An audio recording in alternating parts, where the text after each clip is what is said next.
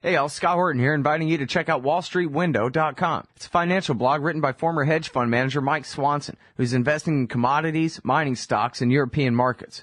Wall Street Window is unique in that Mike shows people what he's really investing in and updates you when he buys or sells in his main account. Mike thinks his positions are going to go up because of all the money the Federal Reserve is printing to finance the deficit. See what happens at wallstreetwindow.com. And Mike's got a great new book coming out, so also keep your eye on writermichaelswanson.com for more details.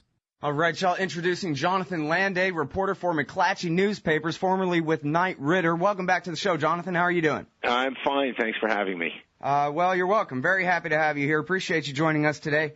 And now, whenever I introduce you, usually we're talking about Pakistan or whatever when I interview you on the show, but when I introduce you, I always like to remind people that you get credit for being one of the mainstream reporters, high-level stature, big newspaper chain reporters who got it right. And unfortunately, they weren't publishing what you were writing in Washington, D.C. at the time, I guess. But you, and particularly with your partner, Warren P. Strobel, you guys broke the story of not just the discrepancy between what the leaders of the government were saying and what the mid-level CIA officers were saying about Iraq in 2002, but also you broke the story on what was called the Office of Special Plans, and I think your first article on it, the Office of Special Projects, you called it, based on your sources, being run by Doug Feith in the Pentagon. And if I remember correctly, we could start here. Was it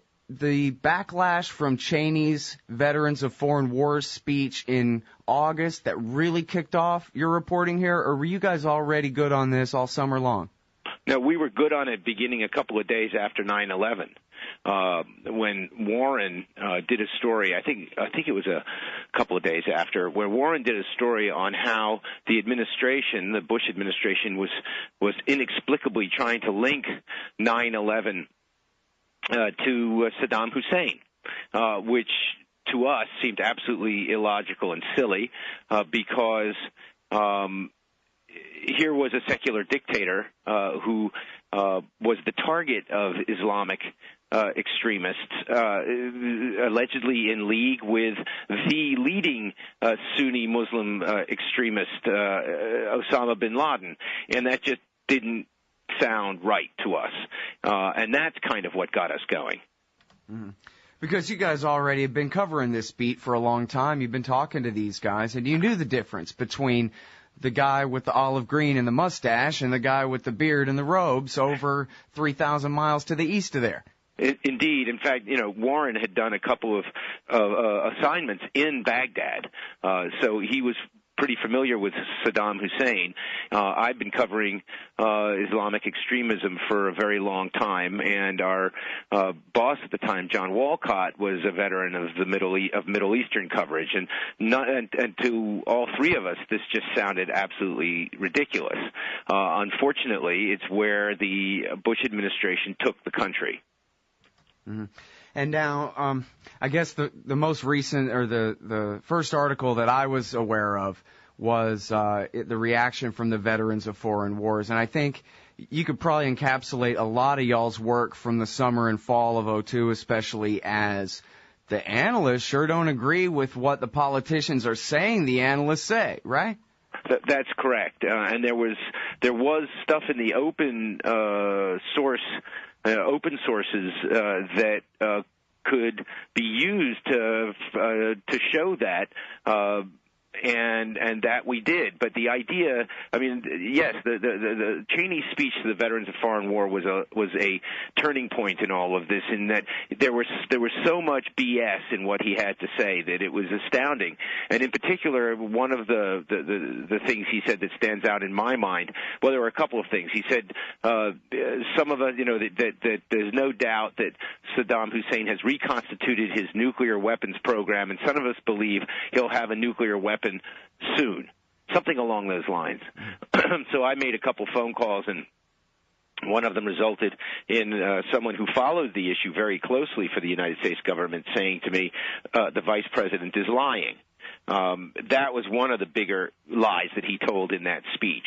Another was where he said, how do we know this? Well, we've been told by defectors, including Saddam Hussein's brother-in-law. Well, his brother-in-law was a very, very senior guy who had, in fact, been deeply involved in overseeing the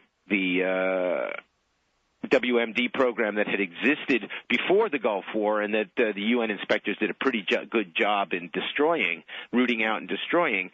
Well, anybody who bothered could go on the Internet and find the text or the transcript, I should say, of Hussein Kamal's first interview with Rolf Akayas, who was the head of the UN inspectors, in which Hussein Kamal said exactly the opposite of what Vice President Cheney said. He said in this, if anybody had bothered to look, Hussein Kamal says, we got rid of it all.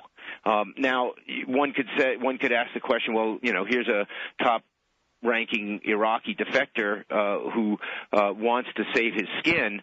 Why would he might be lying? But the point is, if you know anything about the way defectors operate, they try and make themselves as valuable as possible by stringing out and stringing along the people that are interrogating them in return for trying to get the best possible treatment. And yet here, as a top-ranking Iraqi who's actually in his very first interview blurts out, "We got rid of it all."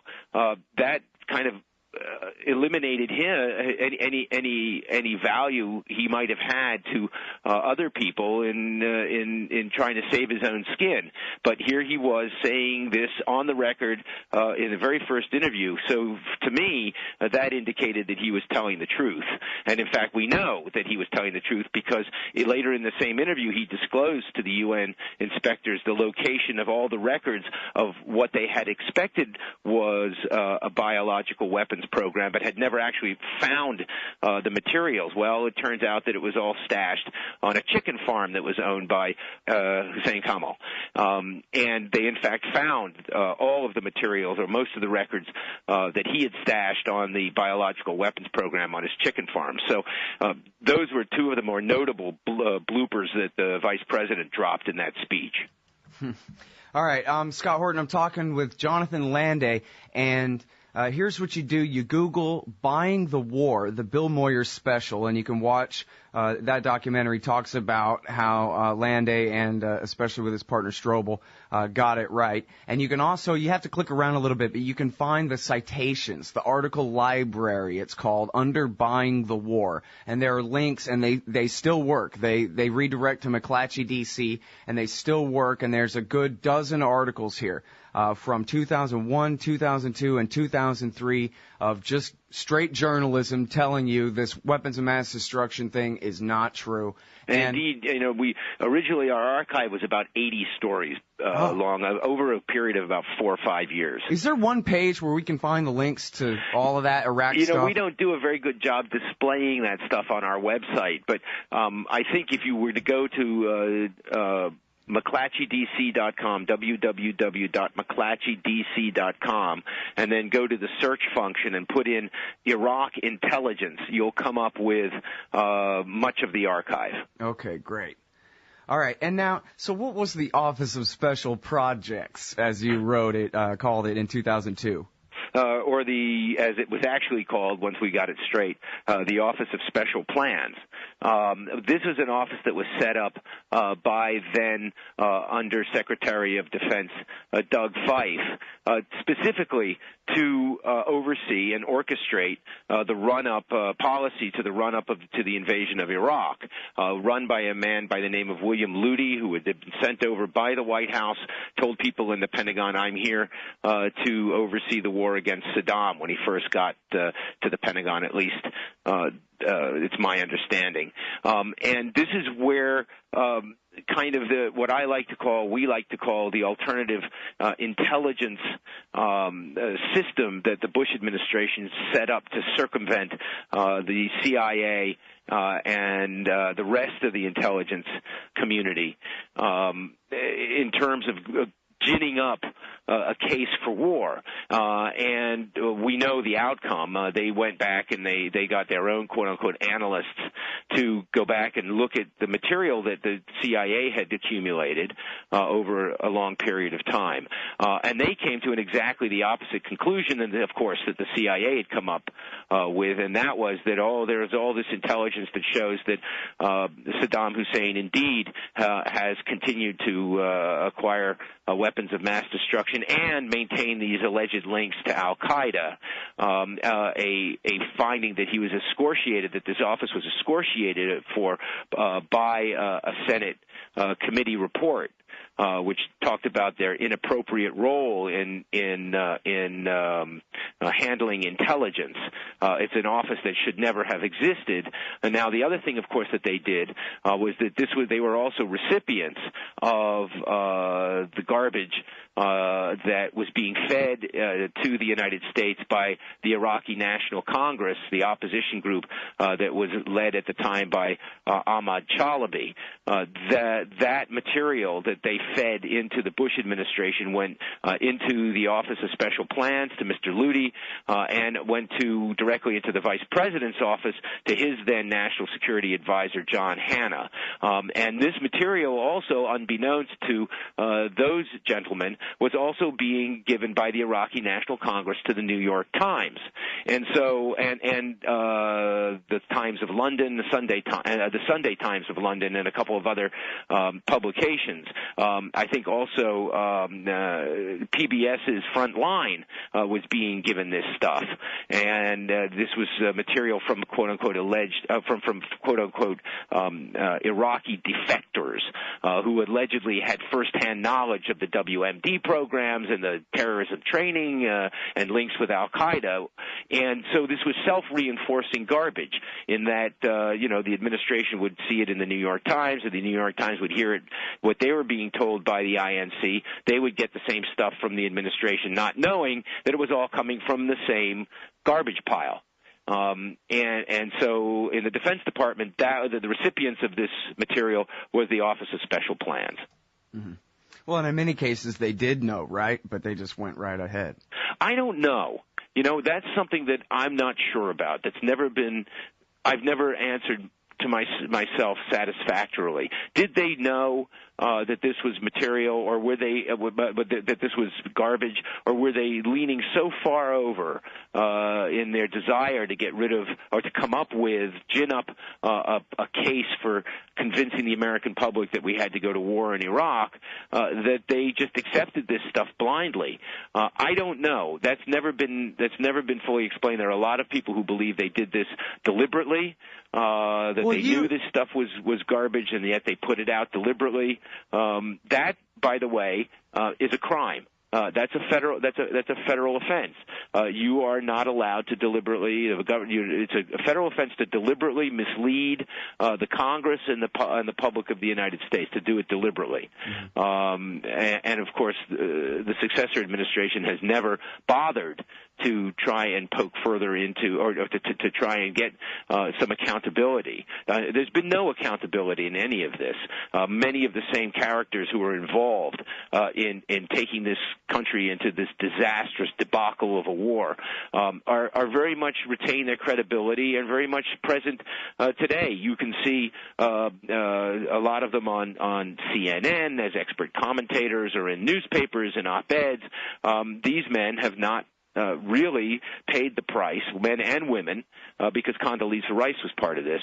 None of them have paid the price in terms of their lost credibility. And the amazing thing is that these people, some of these people, like Stephen Hadley, the former National Security Advisor, and other people who were involved in this, continue to blame blame bad intelligence for the decision to take this country into that disastrous war. And that's just complete nonsense. The fact is that when the CIA erroneously came up with these findings that Saddam had maintained his weapons of mass destruction, reconstituted his weapons of mass destruction program. There were dissents from within the intelligence community that these people ignored, particularly on the nuclear account. But beyond that, the CIA was right in one very important regard, and that was they kept repeatedly telling the administration that there is no connection, there is no cooperation between Saddam Hussein and al-Qaeda. And they were right about that, but that was an inconvenient finding for the administration, which they summarily rejected. And this is what's known as cherry-picking the intelligence. So they took the stuff they liked from the CIA. Oh, he's got weapons of mass destruction because it supported their case for war, but rejected the findings of the CIA that undermine their case for war. So the idea that today that they're still blaming bad intelligence is complete nonsense. All right, now, of course, Cheney and Scooter Libby, his chief of staff, made at least 14 visits, right, to CIA to ask, yes. So what have you got for me in 2002? And you reported that at the time, correct? Yes. That was a big deal, right? To have the vice president tell an analyst, hey. It's very unusual for a senior policymaker, particularly the vice president of the United States, to go over to an intelligence agency for any length of time and question the raw intelligence that's being analyzed by intelligence analysts. I mean, if you worked for Citibank and you're a mid-level economist, and the CEO or CFO of Citibank, of this huge corporation, is standing over at your desk questioning your analysis, I mean, I think that's a little bit intimidating. There's no doubt that that's what was happening inside the U.S. intelligence community when these gentlemen would show up and question analysts about what they were telling them. I mean, that has a deleterious effect on an analyst who, has a job and a family, and they want to keep their job and they want to feed their family. I mean, the question is, do you continue to disagree with the Vice President of the United States, or do you fall in line? Right. And now, Julian Borger, I'm not sure how to pronounce it. Julian Borger. Borger. Okay. Finally, I know for a fact it's a soft G. Yep. He's a good friend. Okay, good. Well, now, he wrote a piece called The Spies Who Push for War, which he's not talking about real spies. He's talking about the Office of Special Plans. And Robert Dreyfuss has a piece called Agents of Influence, both of which indicate that Ariel Sharon had set up his own little Office of Special Plans. In fact, I think Borger says that he had the same kind of problem with Mossad, that they wouldn't lie good enough. And so he was helping to manufacture intelligence in English and funnel it straight into this very same stovepipe through the OSP, probably through Hadley and into the vice president's office, that kind of thing. And I was wondering if you could verify their reporting on that.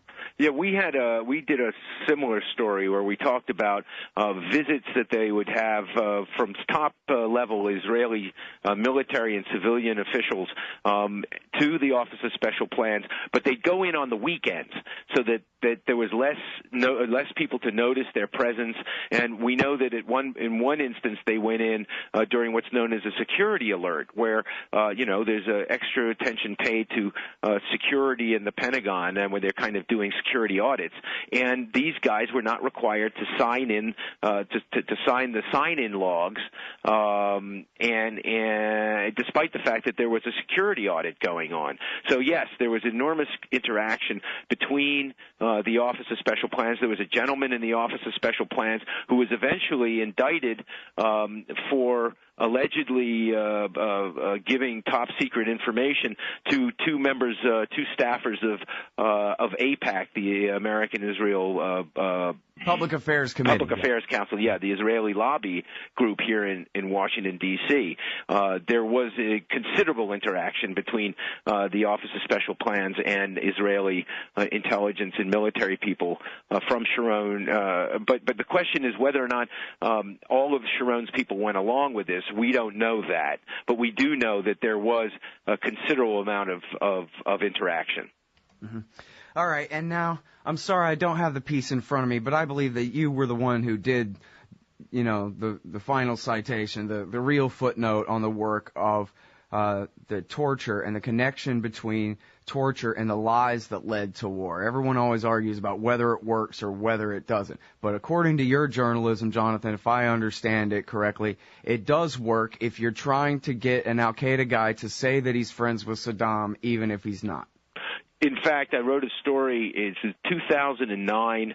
The story was basically said somewhere along the lines that that the interrogators of detainees were under enormous pressure from Washington to confirm the information that they were getting from the Iraqi National Congress, which all turned out to be BS. And so, yes, I mean, here you had a situation where an administration's trying to confirm garbage is using what a lot of experts consider to be torture to get the garbage confirmed. And if you're under, in the case we know of Abu Zubaydah, he gave them what they were looking for, only it was all wrong, and he was simply trying to get them to stop waterboarding him. Mm-hmm. Well, and this guy Sheikh al-Libi was all important too, wasn't he? Let me get. You're testing my memory, and I think is he not the guy who eventually committed suicide in? Yeah, so they said in Libya. Yeah. Mm-hmm. Yeah, I'm not sure what happened with his interrogation.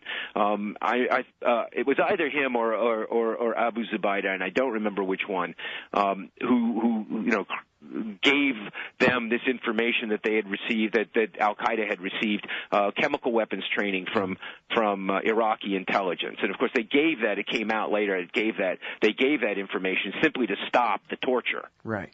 Yeah, I think that was al-Libi, and I think he was the same guy that. They had, I guess, satellite pictures or whatever of a fuselage at a military police training. They had pictures of an airplane fuselage at a military installation south of Baghdad, the name of which escapes me for the time being, where they claimed that it was used for training terrorists to hijack aircraft. And I think we did the story saying, no, absolutely not, that's not true. They used that fuselage to train their own commandos in stopping the hijacking of aircraft by terrorists. This was not a terrorist training. At Salman Pak, it was a place called Salman Pak, which, by the way, was also allegedly, according to, I believe it was an article in the New York Times, the location of a secret WMD facility, which, of course, turned out not to be there. Mm-hmm. And now, did you and/or Strobel write about CIA and other expert predictions about just what a disaster the war would be? Because yes. if people want to remember back to 2002, there really was this attitude that we'll worry about after. Right now, we're in a real hurry just before anyone calls our bluff. We've got to get this thing started. I think that there was a story that we did at one point that talked about a stack of documents 18 inches high, analyses from the intelligence community, a warning about the potential disastrous consequences of a U.S. invasion of Iraq that, of course, these guys didn't read. And had they done so, they would have rejected out of hand anyway, because let's not forget what they were telling the American people. They were telling the American people that the road to a Palestinian-Israeli settlement and peace in the Middle East leads through Baghdad. Well, 10 years later, that part of the world is in greater turmoil than it was when the Americans invaded in Iraq. Well, man, let me ask you this, too. The CIA and the DIA reported, or at least they did a report that said that they concluded that Ahmed Chalabi actually was working for Iran all along. Not only had he leaked the fact that America had broken the Iranian codes and things like that, but maybe they had sent him to lie us into war. And that would include these new revelations about Chalabi promising Dick Cheney all the oil in David Frum's new book. But then also, I think it's his new book, but then also all his promises to the Israelis, to the neocons, Freudian slip, that they would become, that the new Shiite democratic Iraq would become best allies with Israel and build an oil and water pipeline to Haifa, and that they would then put all this pressure on Iran to reform and become more like them, etc. Yeah, I don't know that they ever concluded that he was working on behalf of the Iranians vis-a-vis getting the United States to invade Iraq. But there was definitely, the United States definitely came up with information that he and his security chief had passed American intelligence, had passed to the Iranians that the Americans had broken their ciphers, had broken their communications codes, and there was a raid on Chalabi's headquarters at the Mansour Hunt Club after he got there following the invasion, where that was connected to this alleged leak by him and his security chief of this information to the Iranians. They went there to arrest his security chief, who in fact had already fled. Where? To Tehran. Where I believe he spent 2 years before going back, or a considerable amount of time anyway before going back to Baghdad. This was the same guy who was intricately involved in the passing of the information from the quote-unquote defectors, the Iraqi defectors, to Western publications like the New York Times, the Sunday Times of London, and these guys were all bogus, every single one of them. Yeah. So yes, I mean, it's always been our operational theory that he. I don't think you could call him an Iranian, quote unquote, Iranian agent, but I think Mr. Chalabi was probably on everyone's payroll. Was taking money from whoever was willing to pay him. I mean, the United States funded his headquarters in Tehran. Right. I mean. American taxpayers funded an INC office in Tehran. I mean, what more do you need? Now, you know what? There's so many different ways this thing can go, and it's almost over. We're almost out of time. But there's that famous clip now of Dick Cheney from 1994 under questioning, basically stating the Bush Sr. case for not going all the way to Baghdad. The Iranians will run off with the South, the Syrians will run off with the Sunni areas, or at least that'll cause major problems there. We'd have to occupy Iraq for years and years, and it would be a total disaster. Why would you do that? Who convinced him otherwise from that? Was it Chalabi that convinced him otherwise from that? Because he stated the case against going to Baghdad as well as anyone could have. I think Chalabi played a major role because, Chalabi was telling anyone who wanted to listen, or his underlings were telling anyone who wanted to listen, including me, that they had the Iraqi government seated with their opposition people, activists, and that as soon as the first American troop crossed the border into Iraq, all of these guys would go into action and take over the Iraqi government. And the idea was that the Americans would just sort of scoop off the top layer of Iraqi leadership, and Mr. Chalabi would be put at the top of the government, and all his people would come out of the woodwork and take over the offices from which Saddam's people were pushed out, and Iraq would just continue functioning smoothly. I mean, that was the plan. Unfortunately, reality intervened. Reality in the form of resistance from the Iraqis, and reality in the form of a sectarian civil war, and the insurgency against the United States occupation. This was stuff that had been predicted and warned about by intelligence analysts in all of those analyses that the Bush administration officials decided they didn't need to read because they knew more about the place than everyone else. I never forget. I think it was Cheney or Wolfowitz, Cheney, who talked about American troops being welcomed with chocolates and roses, which didn't happen. No. All right. With that, we'll let you go. I know you got to go. Thank you so much for your time, Jonathan. Great work as always. Sure. Appreciate Absolutely. It. Everybody, that is Jonathan S. Landay. He is national security and intelligence correspondent for McClatchy Newpapers.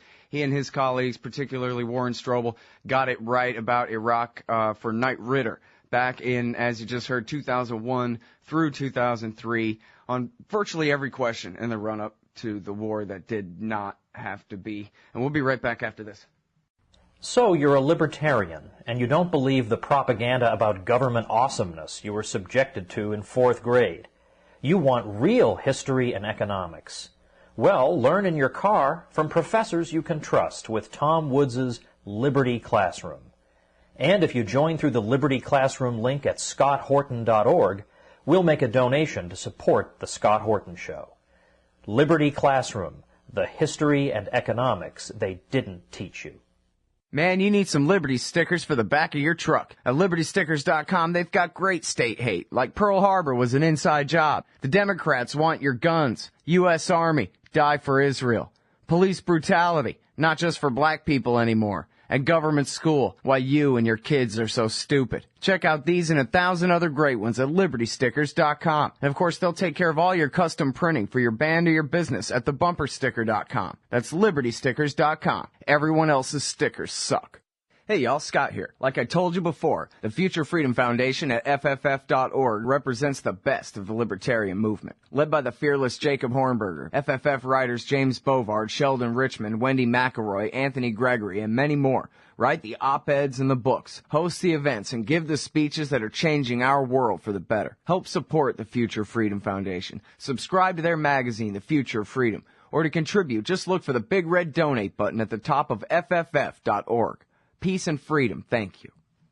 Hey, y'all. Scott Horton here for the Council for the National Interest at councilforthenationalinterest.org. CNI stands against America's negative role in the ongoing Israeli-Palestinian conflict, the war party's relentless push to bomb Iran, and the roles played by twisted Christian Zionism and neocon-engineered Islamophobia in justifying it all. The Council for the National Interest works tirelessly to expose and oppose our government's most destructive policies, but they can't do it without you. Support CNI's push to straighten out America's crooked course. Check out the Council for the National Interest at councilforthenationalinterest.org and click Donate under About Us at the top of the page. That's councilforthenationalinterest.org.